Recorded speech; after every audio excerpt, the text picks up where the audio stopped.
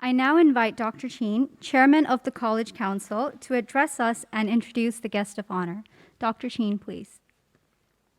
12 years ago, the Council made a very wise decision and fortunate decision in inviting you to be principal of this college.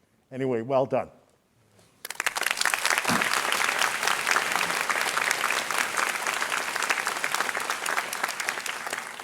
And prep school choir, as usual, heavenly voices. I love it. Yeah.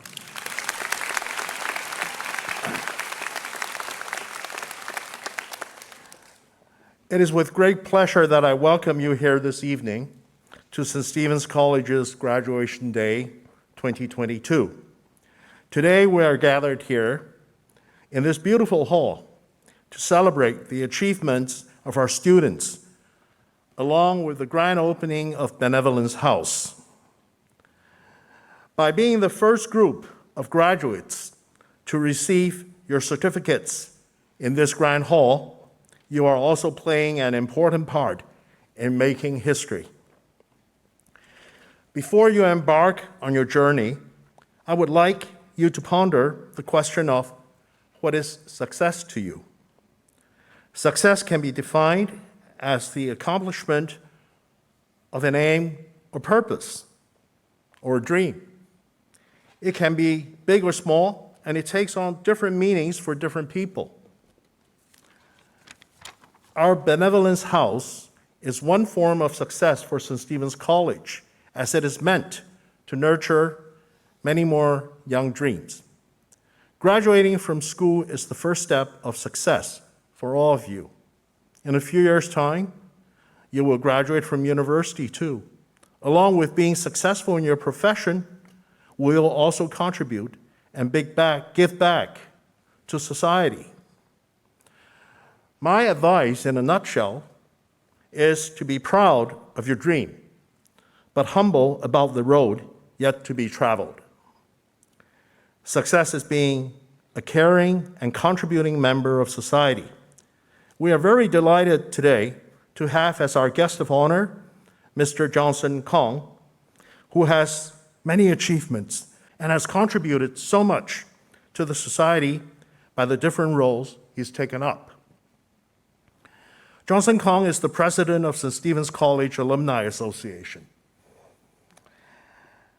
Qualified as a chartered accountant in the UK, Mr. Kong is the managing director of BDO's Hong Kong and Macau offices. BDO is the 5th largest global accounting network. Being a practicing CPA, he has close to 40 years of professional accounting experience and specializes in financial investigation, forensic, and litigation support, deceased estate administration, restructuring, receivership, and insolvency-related services. At dinner, I'll ask you about Bitcoin, Johnson. Mr. Kong is also a past president of the Hong Kong Institute of Certified Public Accountants, as well as the Hong Kong Institute of Accredited Accounting Technicians. Over the years, Mr. Kong has taken up a wide variety of public and professional appointments. Amongst others, he is currently an accounting advisor to the Ministry of Finance in the People's Republic of China, member of the Election Committee for the Hong Kong SAR government, non-executive director for the Securities and Futures Commission, member of the SFC, Hong Kong EC Listing Appeals Committee, member of the Operations Review Committee in the Independent Commission Against Corruption, chair of the SMP Business Support Task Force, International Federation of Accountants, member of the Audit Committee at the University of Hong Kong. In addition to all this, Mr. Kong is also a frequent speaker at conferences, training courses, and webinars, investment promotion events, radio and television broadcasts, and has attended numerous public media interviews. With the wealth of experience and expertise Mr. Kong holds, I am certain he will inspire and enlighten the graduates, students, and all others who are present. Would you now join me to extend a very warm welcome to Mr. Johnson Kong?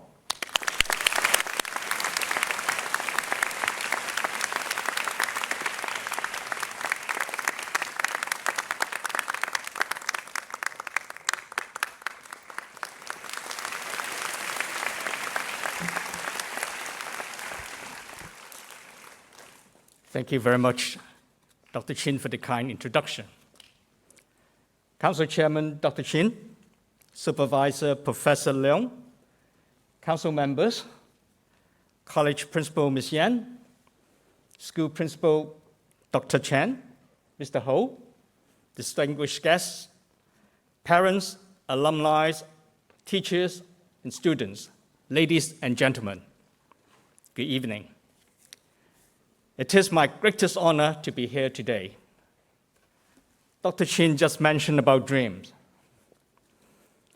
I want to thank the Council sincerely and wholeheartedly for the invite, because you have enabled me to realize a dream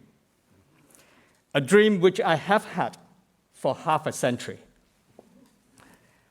Exactly 50 years back in 1972, there was a 12-year-old boy who just joined St. Stephen's as a Form 1 student, sitting out there, to be precise, it was the Unwa Hall, attending his very first speech day. He was very impressed and rather sentimental at the time. He dreamt about being a prize winner and speaking on the stage. He turned those two dreams into two targets. It took him almost 5 years to realize his first dream as a prize winner at the very first speech day at the very last speech day that he joined when he was a Form 5 student. 50 years later, and here I am, speaking in this grand hall in front of you on this stage. My second dream comes true, and I'm enjoying every moment of it. This is my first message to you today. Dream it, then make it happen. Never give up on a dream just because of the time it would take to accomplish it. The time will pass anyway. I repeat, never give up on a dream just because of the time it will take to accomplish it. The time will pass anyway. That was a quote from Earl Nightingale, an American author. I could dream and talk about dreams all day, but this is not really the focus of my address today. I had been thinking about what messages I would like to share with you, the students. I wanted to talk on something which is not only of relevance to you as a student, but also you can benefit from it for your entire life after you have graduated and entered the mainstream society of the real world.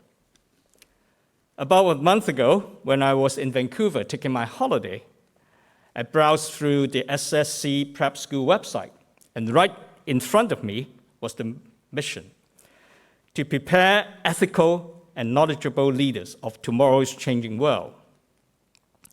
I then turned to the website of St. Stephen's College, and its mission is: we strive to inspire our young people through 4 pillars, which are learning, leadership, appreciation, and integrity. It clicked immediately.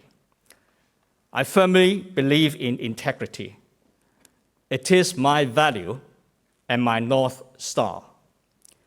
Ethical integrity is the chosen focus of my speech. First and foremost, what is ethical integrity? According to the New Oxford American Dictionary, ethics is defined as moral principles that govern a person's or group's behavior, whereas integrity, to put it simply, said author C.S. Lewis, is doing the right thing even when no one is looking. Integrity is a foundational moral value and the backdrop upon which good character is built. Integrity is being able to act honorably, even when no one is watching. Having integrity means you value good morals and ethics and follow them in every aspect of your life. Why integrity is important? It is important when you're interacting with friends, colleagues, serving customers and clients. If you're in business, integrity as an essential ingredient for sustainable long-term business growth and success. Employers value employees with integrity because they contribute to a positive, welcoming workplace. They take pride in what they do and provide high-quality work, which in turn encourages those around them to do the same.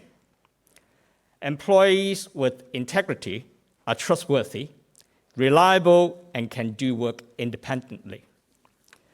Sooner or later, you will be a leader of some sort.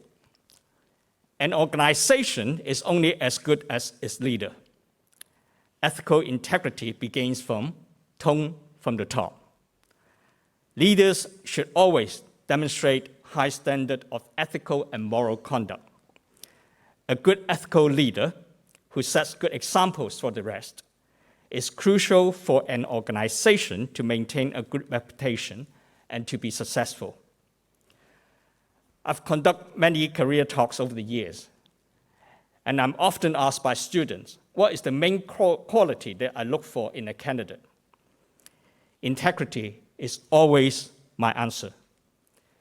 People of integrity are guided by a set of core values, which include, amongst others, compassion, consistency, decency, fairness, honesty, impartiality, kindness, loyalty, maturity, objectivity, respect, trust, and wisdom.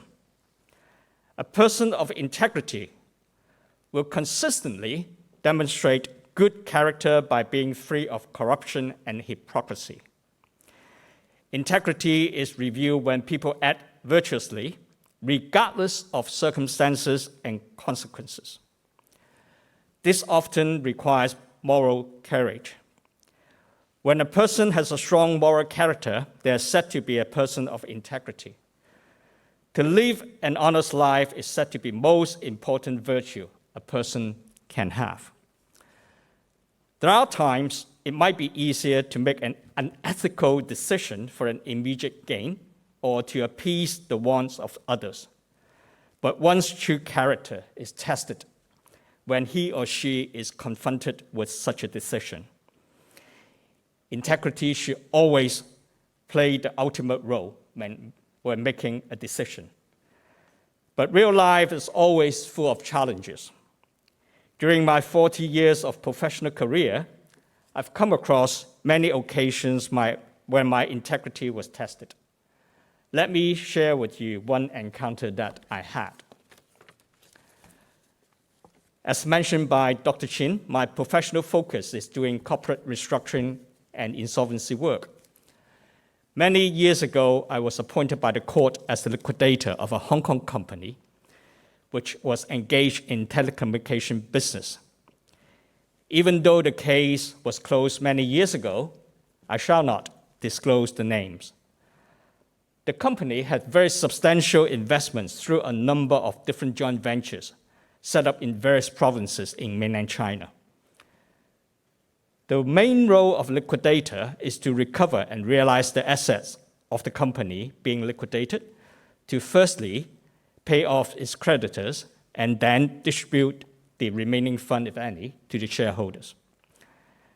There can be many reasons to liquidate a business. Insolvency is for one.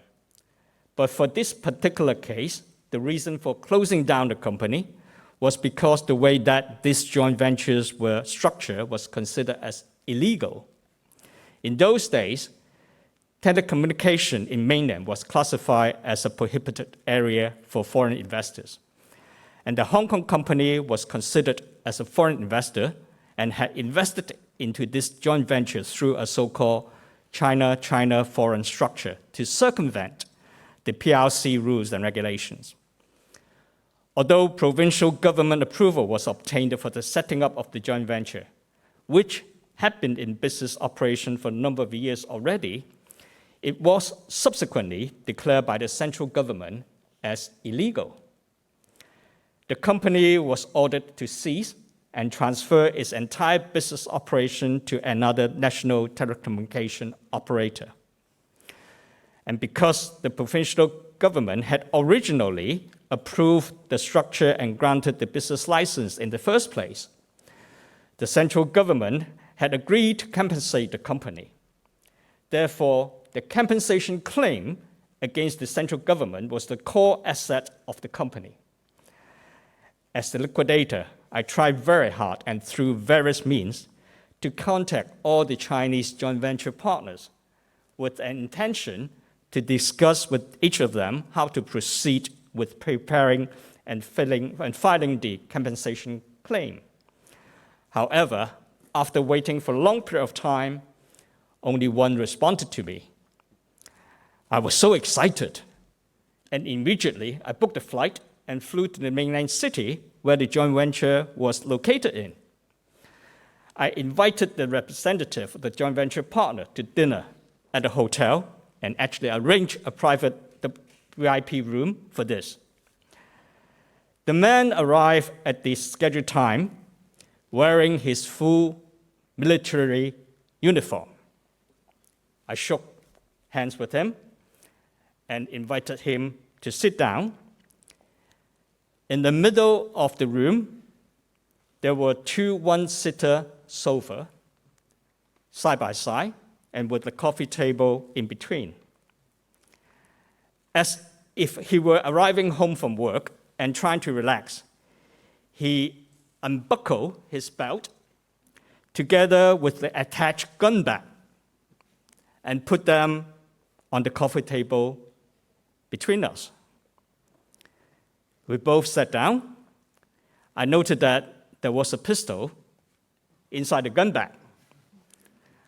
I looked at him, and he looked at me. I was under threat, obviously. We paused for a while, and then started the conversation. To cut a long story short, throughout the 2 hours meeting that we had, he raised 5 propositions. First of all, he told me the telecommunication equipment which the company invested into the joint venture was imported into the mainland as military goods, and no import duties were paid. He suggested to fabricate or forge the invoices with duty paid value so as to validate and support the compensation claim. He then indicated that he knew the compensation would only be for a fraction of the total invested amount. So in order to get back 100% of the entire investment, he proposed to inflate the total investment and claim amount by at least 50%. Thirdly, the compensation would be paid in renminbi, which could be in hundreds of millions of yuan. As renminbi was not, and still isn't, a freely convertible and transferable currency, he suggested I had to find a way to get the money out of the mainland through other illegal underground channels. He then said he was doing all this just to help me out without any personal gains. So actually he was alluding to giving him an under-table payment, which is actually a bribe. And don't forget, he was a high-ranking officer.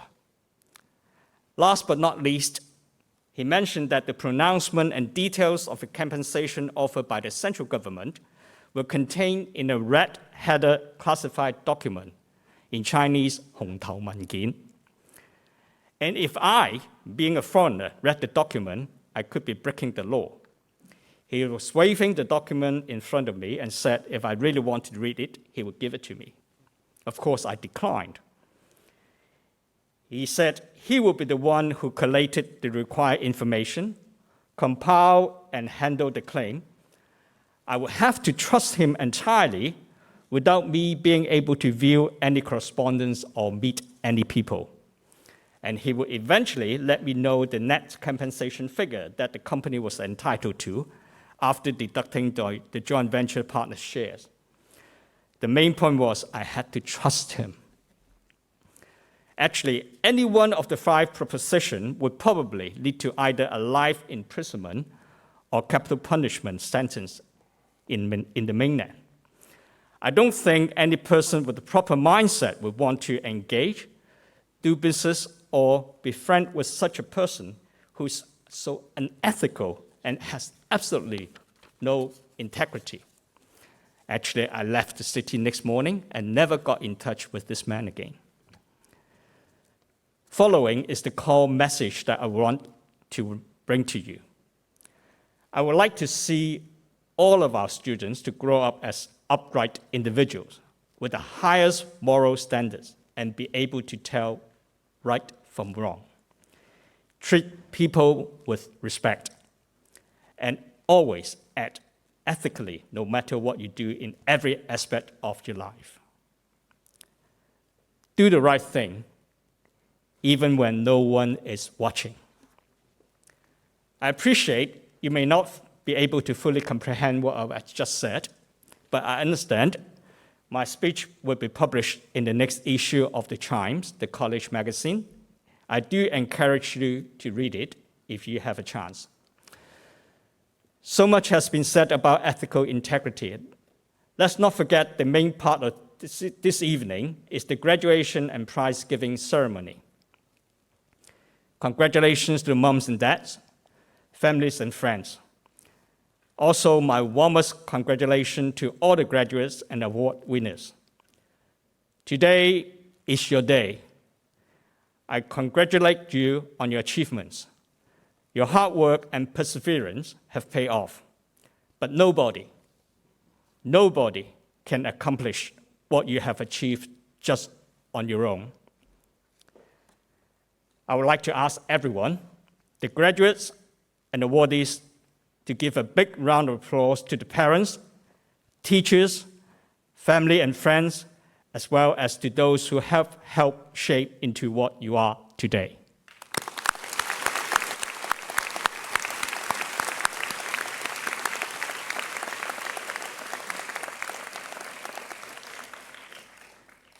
Last but not least, as the president of St. Stephen's College Alumni Association, I cannot just walk away from this stage without urging all the graduates to sign up as a member, to keep in touch with our alma mater, and your fellow classmates and friends.